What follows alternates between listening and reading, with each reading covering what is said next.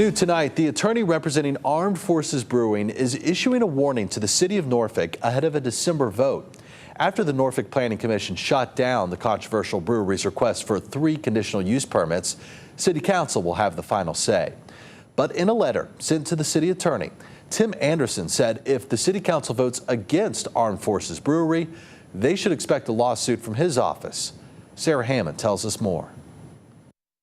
The controversy surrounding Armed Forces Brewing Company comes after a shareholder for the company and veteran Robert J. O'Neill shared anti-LGBTQ rhetoric online, including calling members of the LGBTQ community pedophiles. Since the announcement that Armed Forces Brewing Company will open their headquarters in the Ghent neighborhood of Norfolk, 3 different groups have openly opposed them. 2 different civic leagues voted to ask the Norfolk Planning Commission to deny recommending their permits, and that's just what they did in a 4-2 vote. I'm genuinely concerned that you may not comply with city conditions and partner successfully with the community. So I vote no. And now the brewery's fate rests in the hands of City Council. In a letter sent by the brewery's attorney, Tim Anderson, he warns if Norfolk City Council does not vote to approve the land use applications, his office will initiate a lawsuit. I just don't, I think fundamentally when we're talking about land use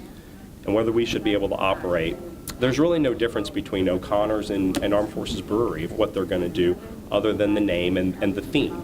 And fundamentally, it's going to be hard to legally say no to that. Anderson's letter went on to say he has concerns for the, quote, abuse of process against his client during November's Planning Commission meeting. He claims some of the questions directed to CEO Alan Beal were, quote, out of line and expressed arbitrary bias. Anderson goes on to say, quote, it's the government's job to make land use decisions on a fair, level, and predictable playing field and not bow to the political pressure of a group of citizens. We reached out to the City of Norfolk this afternoon, but they were not available for an after-hours comment. Sarah Hammond for 13 News Now. Norfolk City Council is scheduled to take their vote on December 12th. The brewery is currently brewing beer under a grandfathered permit from O'Connor's.